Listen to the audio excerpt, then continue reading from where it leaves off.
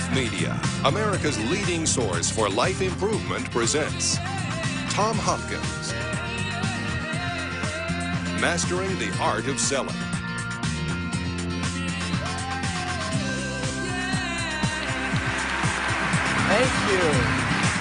Thank you. Well, most of you are business people, so let me start off by asking you a business question. I'd love you to yell out whatever comes to your mind. How's business? There you go. That was a test question. I'd love to teach you a great word as I start with you.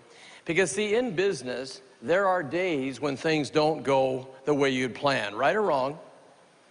How many of you had one of those days that everything went wrong? And then one of your friends says, well, how are you doing?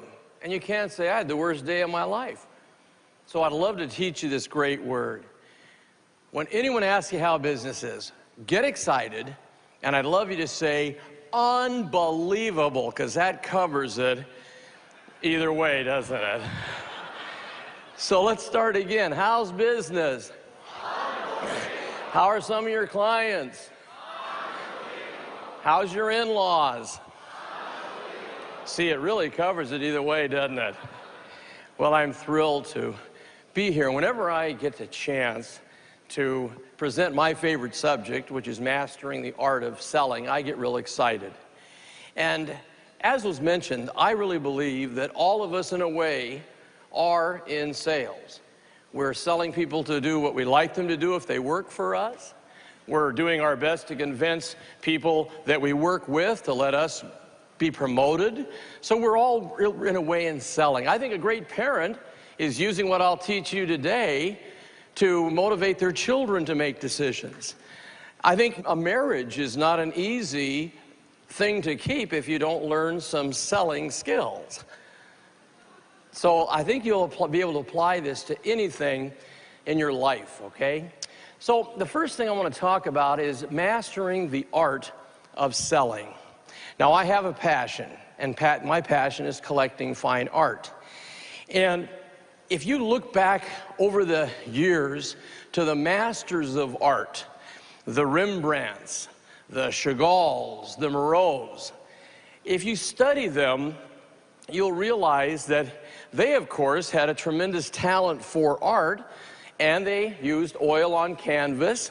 Well, in the profession of selling or motivating people to make buying decisions, the medium we use is not a canvas and not oil, but what we use are strategies, techniques, questioning skills, and when you paint the picture properly, the positive emotions of the buyer to say yes to your offering are created.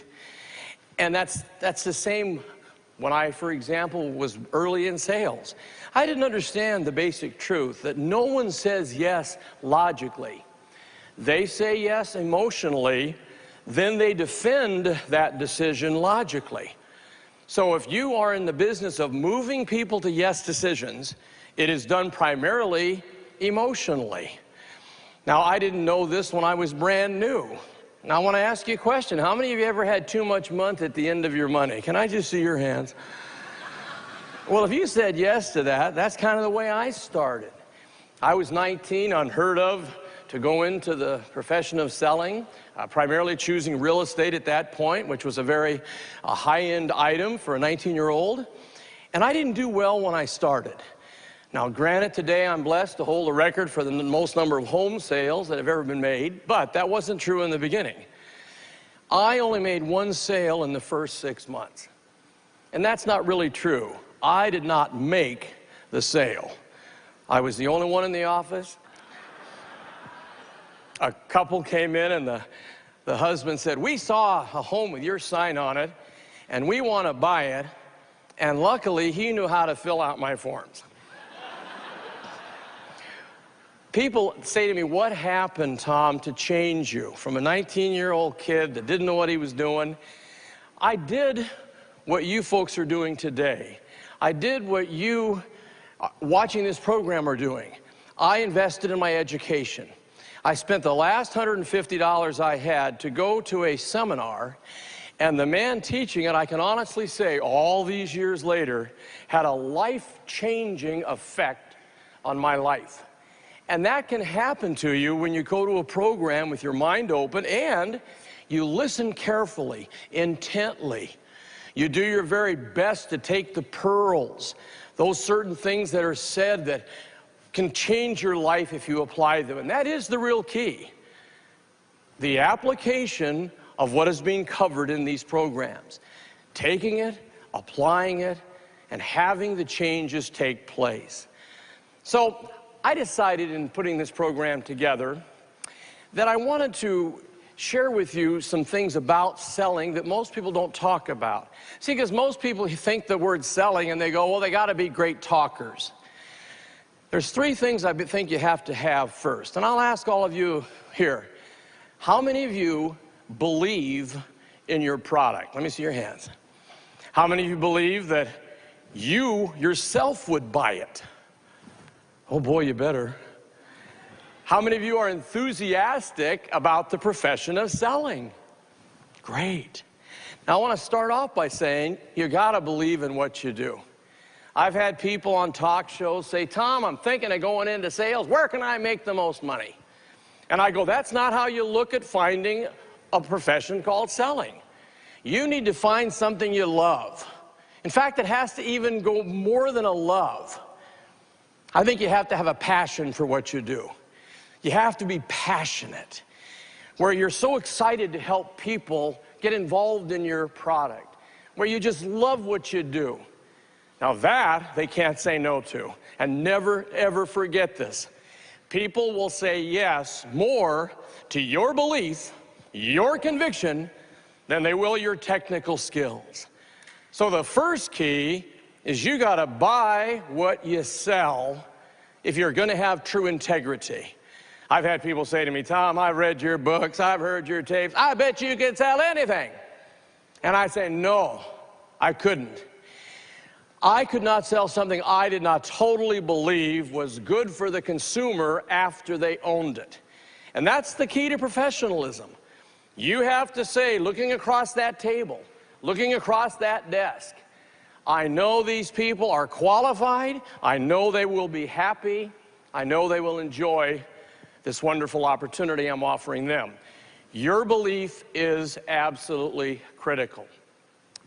Most people that gravitate into the field of sales are good talkers. Oh, they can talk. Boy, can they talk. But I totally believe you have to start with three things first. The first thing you have to have before you start telling people what they should buy is you got to find the product that you so believe in that you're excited about. The second thing you need to do, number two, you need to find qualified people to sell, and then, of course, professionally sell those people you find. Those are the two steps. You got to find them people that are qualified, then have the skill to professionally lead them to the decision of saying yes. The third thing you need is you have to help people make decisions that are good for them. Now, you'll hear that again later on, because I want you not to miss the words good for them. That's where your strength comes from. I think you've got to look at a person and say, you're going to thank me in the years ahead because what I'm doing for you is good for you. And that's where your strength comes from.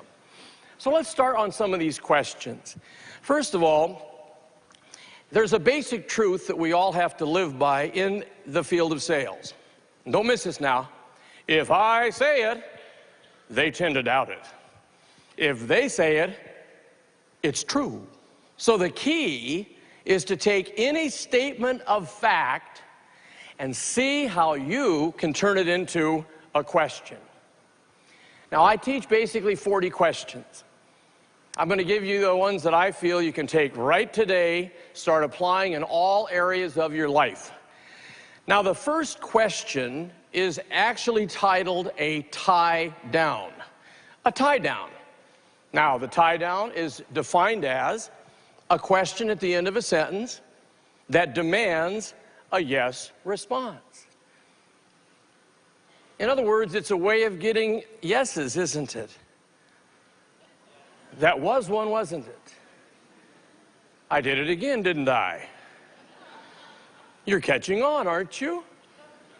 They're kind of fun, aren't they? You can make this a speech habit with practice, can't you? Because you do want to get more yeses, don't you? Now, I'd like all of you to now join me. I'm going to say a statement. I'd like you to add the tie down that's applicable and give me a nice nod. Ready? Investing in a quality product makes sense, doesn't it? Gosh, they've got to say yes to that.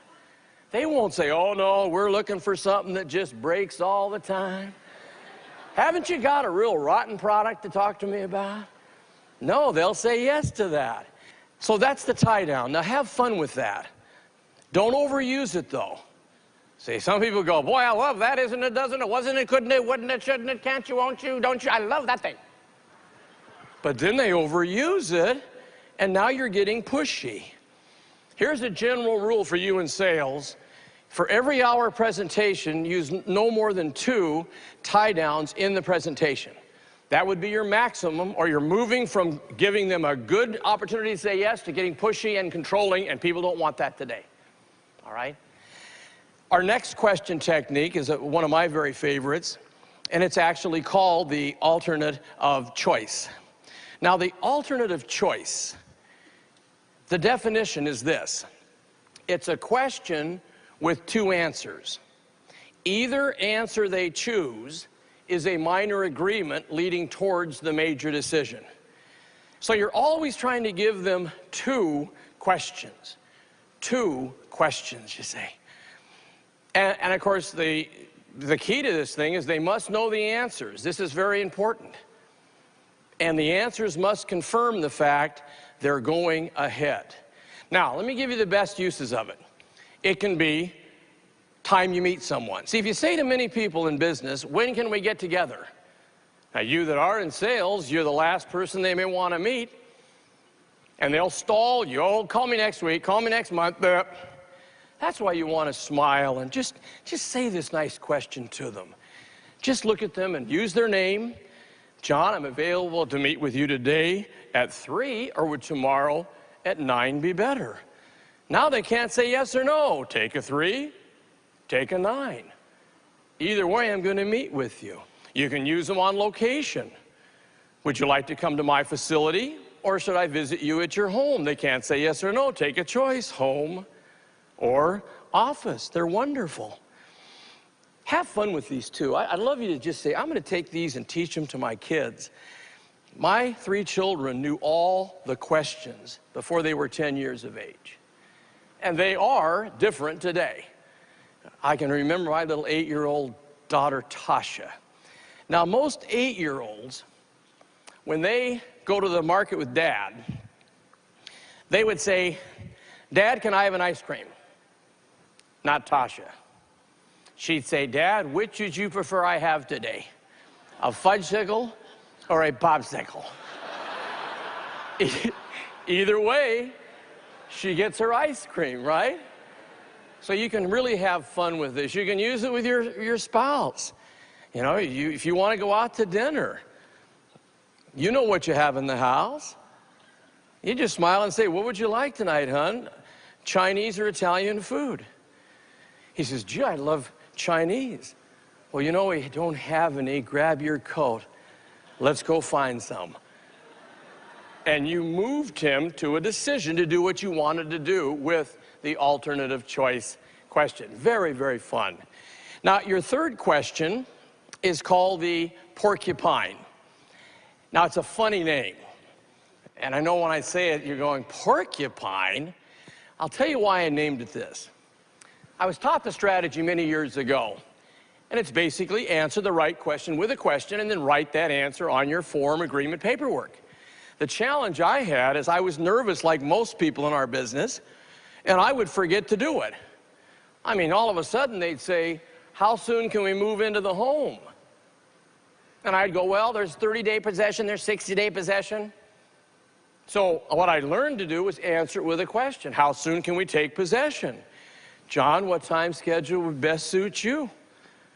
Now, when they answer that, I've, in essence, closed the transaction. And I called it the porcupine because I started saying, I won't forget it if I visualize they threw a live porcupine in my lap. Now, what would you do if I did? I threw a live porcupine right at, what would you do with it? You'd throw it back. That's what we do with the right questions. Let me throw some at you. Ready? Do you have one in blue? Would you like one in blue? Isn't that simple? Do you have a smaller size? Would you like a smaller size? And when they say yes, they bought. So simple. Gosh, I used to love it. I'd be showing a home. I knew they'd love it. And all of a sudden, the wife would go, now, Tom, will they leave that swing set in the back? I didn't say yes or no. I said, do you think the kids would enjoy it? Well, when she said yes, she just bought a swing set, what stays with it? The house. Of course. So it's a real fun technique. And again, you in sales, I see so many lost sales because people ask a question they would only ask because they want the product, and the people don't answer it with a question. They've lost that sale. So get sensitive to the porcupine, all right? Now, people ask me, Tom, why don't people purchase my product when they should?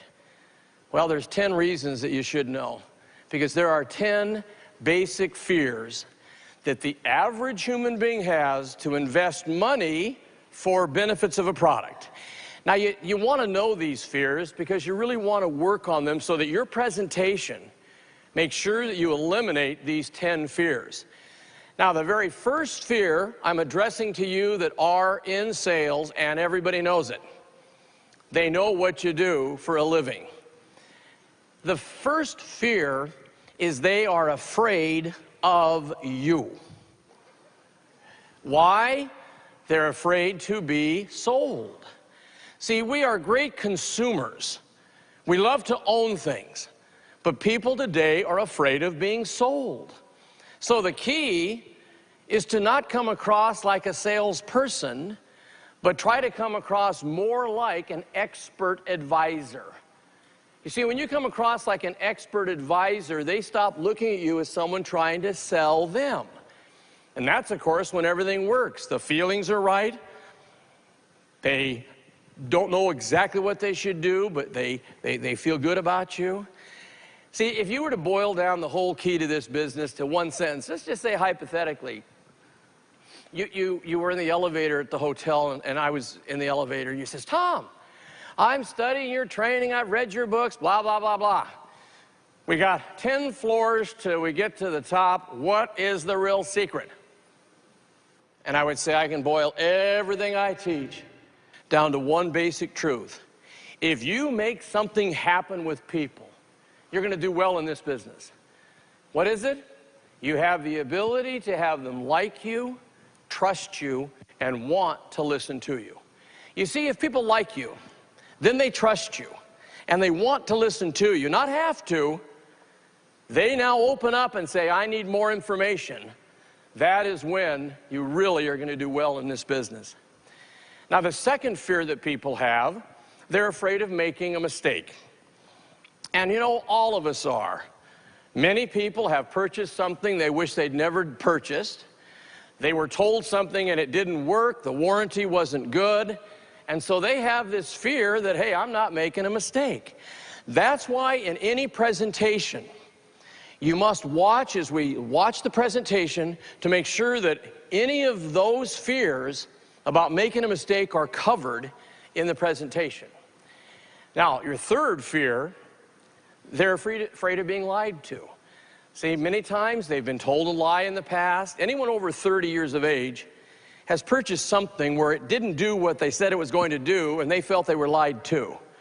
That is why it's so important that you are extremely honest and truthful. See, I believe that you can have a great presentation, you can tell anybody anything based on what you're saying if you come from a foundation of truth. And that's really, really important to have a long-term integrity and ethics with your clients. Now, the fourth reason people are afraid to buy is they're afraid of incurring debt. All of us are. So many people have too much debt today, and they look at your product, they may have to increase the monthly investment. And right away they're going, I don't think I can afford it. I'm afraid of that. So again, it's so imperative that in your presentation that you make sure they realize the value that they get. Because see, that's what the exchange is in selling anything. It starts with perceived value as to the benefits they're going to get. Then it goes from perceived value to real feelings of value. And that's why one of the great keys to selling anything is learning how to pour on value. Because if there's enough value, it diminishes the investment they're going to make. Fifth reason, this one takes a little explaining. How many of you that are in sales market your product primarily to two people, a husband and wife at the same time? Let me see your hands. Okay, quite a few of you. You've got to be careful here, because this next reason has to do with one of the couple at the table.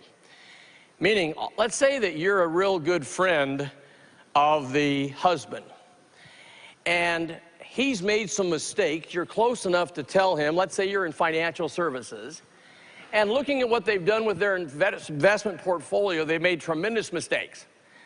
Well, now here's the situation. All of a sudden you are real blunt with John. John, what were you thinking? This is the stupidest thing I've ever seen. Well, all of a sudden, John feels his ego is threatened, and the next fear takes place. And that's the fear of losing face. To where he loses face in front of his wife because you talk down to him. That's why it's very important. Here's another concept.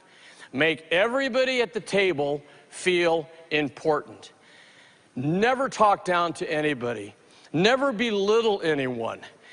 It's amazing if you make everybody feel important, which is, again, is uplifting them, how they'll want to do business with you not only once, but for a lifetime.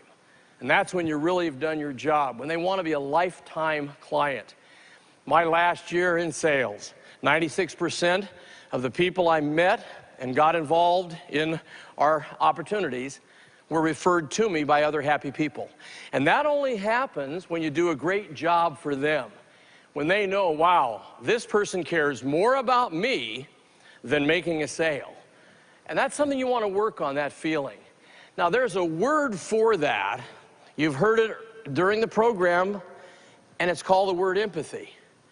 See, empathy to me is the most important thing people have to feel you have for them. You have empathy for them. Empathy is putting yourself in their shoes. In fact, I have a poem. I love poetry. It's another thing I write. I love it. I have a poem that I think will really illustrate to you what this empathy thing's all about. Let me share it with you. When you walk down the road of life and come to that bridge, knowing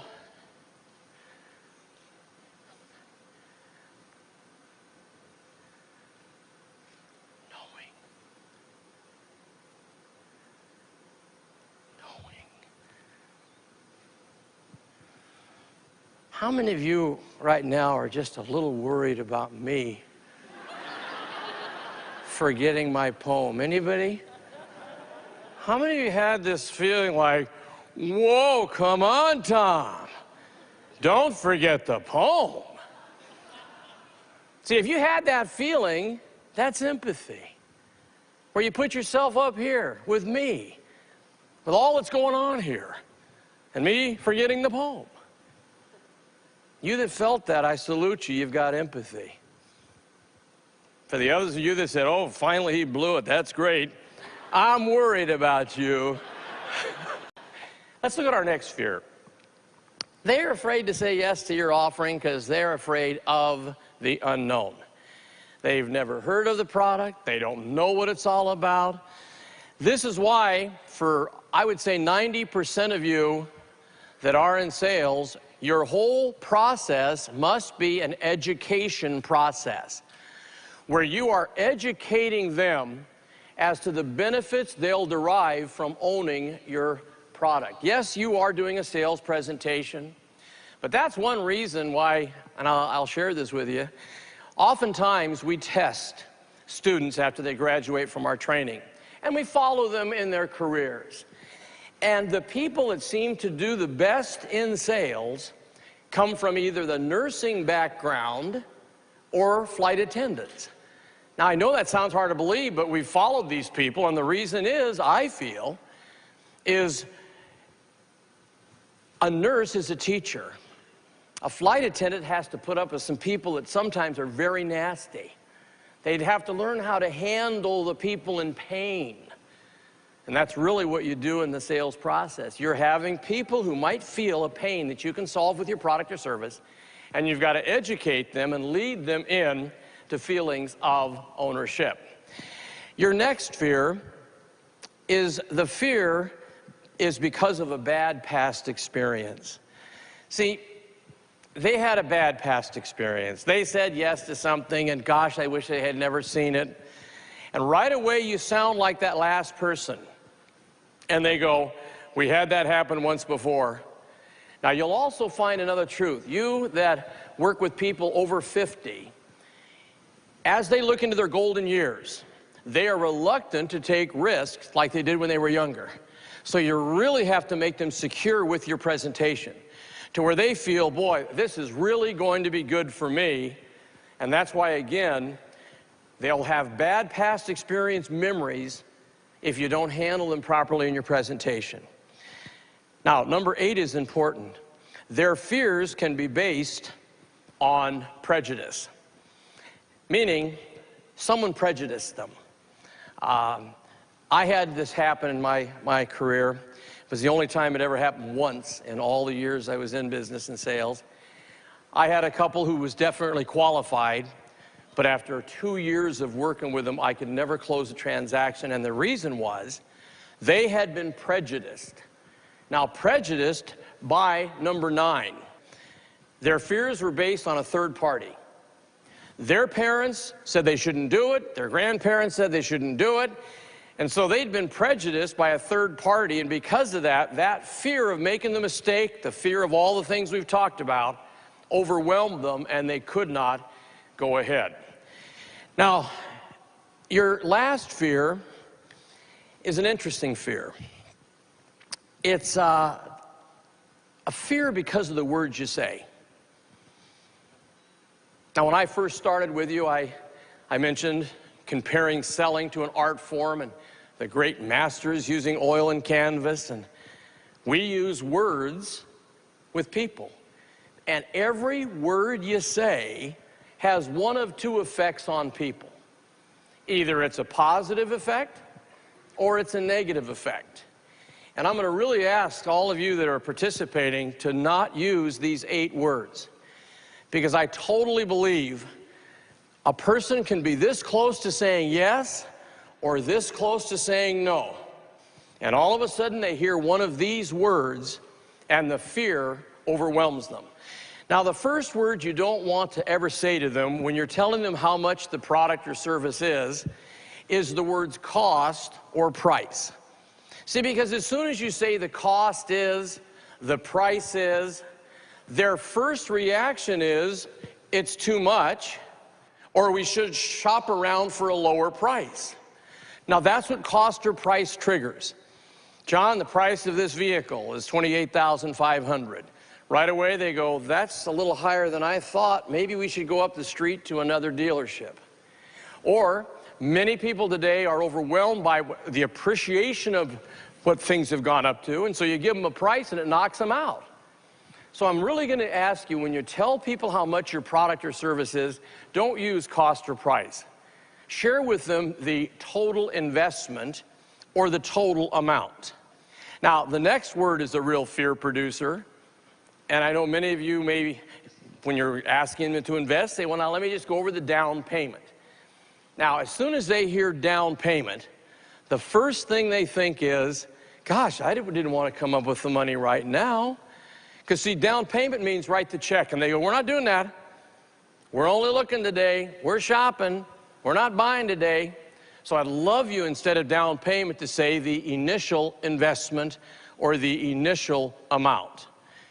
Those do not create the fear that down payment creates.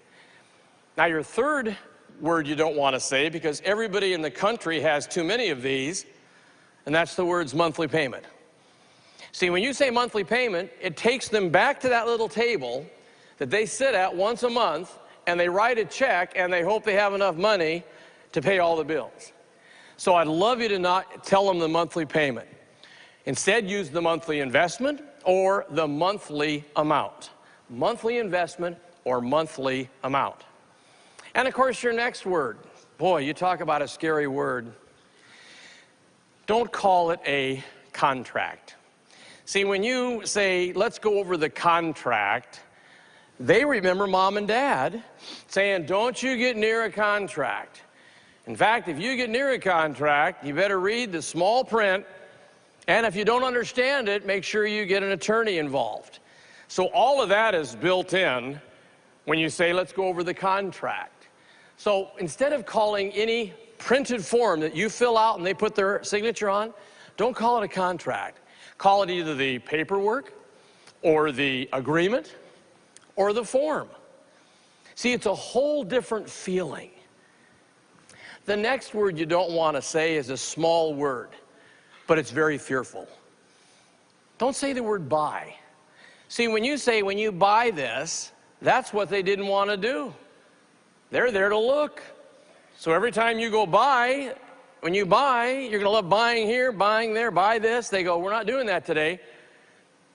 And many of them you're going to meet have made a pact before they meet you, where that husband said to that wife, Mary, you keep your mouth shut. We're not buying anything.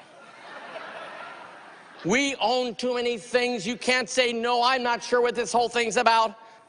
So right away, every moment you say buy, they put up the defenses. So drop by, and from the moment you meet them, use the word own.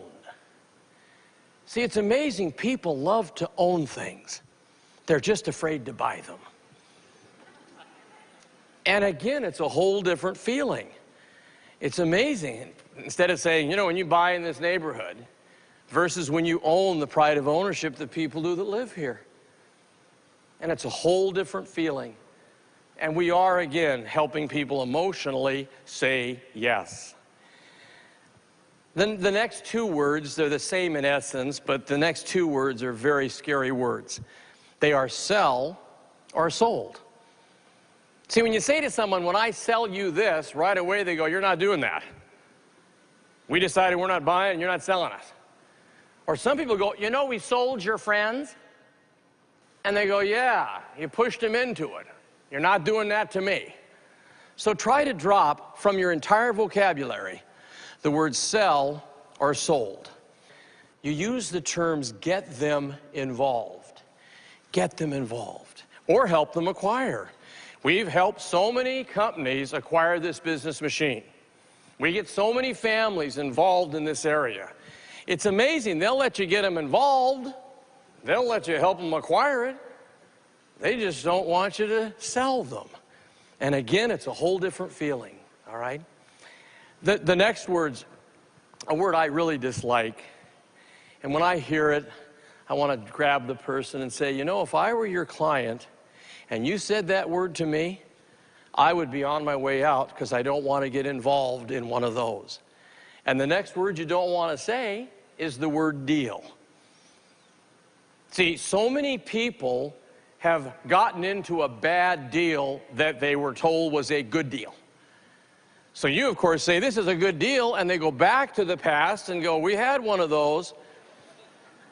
No, thank you very much. We're not getting involved in another deal. Especially people over 50. They hear the word deal, and they go back 10 years ago when they lost all they had in savings because someone said it was a good deal, and it wasn't. So instead of the word deal, whenever you're talking about how great this opportunity is, you use that word. Either opportunity or transaction. John, I think you're going to agree this is an excellent opportunity for you. I think it's a transaction you're really going to be happy about. Now, in business-to-business sales, this is wonderful.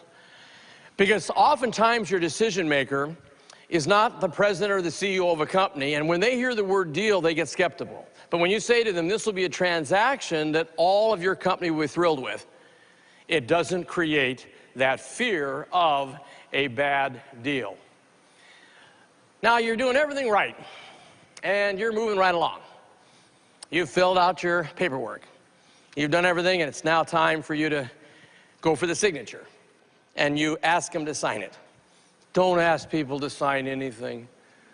What if mom and dad said, don't you sign anything? And that one word sign, where they were heading towards a yes, can push them into no. So instead of sign, we ask them to okay it. John, I'll just need your okay here. Or you can ask them to approve it. John, I'll just need you to approve it. Or you can ask them to authorize it. Just need you to authorize my paperwork as you would a check. Or you ask them to endorse it. It's amazing. They'll okay it, they'll approve it, they'll authorize it, they'll endorse it, but they won't sign it. And I mean it. I've watched it. I had one company do tests on this. They decided after they invested in some of our training, they said, hey, let's test this. And it was amazing how many people, when they were asked to sign it, said, we're going to think it over. We'll get back to you. Amazing. And I really want you to work on this. I mean, practice it. John, I'll just need you to okay my paperwork right here, and we'll set up delivery next week. Some of them won't know what you mean. They won't know what you mean. Watch. I'm going to have you be the buyer. All of you are the buyer now. Ready? And I want you to say, when I ask you to go ahead, I want you to say, oh, you mean sign it. Ready? So, John, Mary, I'll just need your approval right here, and we'll set up delivery for next week. When they say, oh, you mean sign it, all I want you to do is give them a nice smile, nod your head, and say one word, fine. And now they know what their job is. Try it, gang, it works. John, Mary, I'll just need your authorization right here. Oh, you mean you want us to sign it? Fine. And nod with a smile, and they know what they're supposed to do, and they will take that pen and put their approval on it if you'll do it just like that. Now let me go into what I consider the thing that makes our organization different than most, because we really work on one subject. And it is the biggest art form of the art form of selling, and it's called the art of closing a sale. And it is the one area that people have the most challenge with. They can prospect, they can make calls, they can usually do a decent presentation, but where they fall down is moving from giving information, sharing all the presentation, and then moving into the final closing of a sale. And this is an art form. Now, I will say this to you. If I were to walk on this stage, 5 of the highest paid people in the United States in sales, had them sit at a table or desk and do their presentations, you would see differences in the way they came across. But the same would be true of all of them. They would all end up getting the check because they have developed what they call their own closing style. And that's what you need to develop. Now, you can copy someone else and then take that and make it yours. Now, let me give you the definition of closing, because many people don't know it. It's professionally using a person's desire to own the benefits of your product, then blending your sincere desire to serve in helping a person make a decision that's truly good for them. See that? I made that in bold print, good for them. That's when you do the job right. Now, what really happens when you close a sale? Do you know you are really doing 4 things? Number 1, you help clients rationalize the decision they want to make. That's what you're doing. You're helping them rationalize it. The second thing you're doing, number 2, is you help clients head off procrastination. See, they are procrastinators, but with your great presentation, you head that off. Number 3, you help clients deal with their fear. Based on what I've taught you so far today, we don't produce fear with the words we say. Number 4, you help clients overcome indecision. Overcome indecision. Now, those are the 4 things you do when you're great at that table, presenting and closing a sale. The final closing, this is the final closing, begins one of 3 ways. The first way it begins, now I'm talking, they know everything they need to say yes, and now I'm going to the final closing. The first way it starts is the buyer asks you a porcupine question, the answer to which you then write on the paperwork by saying, let me make a note of that. In other words, they go, Tom, will you train us to use the copier? You don't say yes. You smile and say, is training something you'd like? When he says yes, you then move right onto the form, well, let me make a note of that. Training required, and I am closing the transaction. That's such a beautiful way to start. The second way it starts, number two, you ask them what we call a final closing question, and it's a minor close. It's called the test close. So you ask them a test closing question. Gosh, I'd love you that are in sales to just turn to the buyer and just say this sentence. John, how are you feeling about all this so far? I didn't ask him to buy.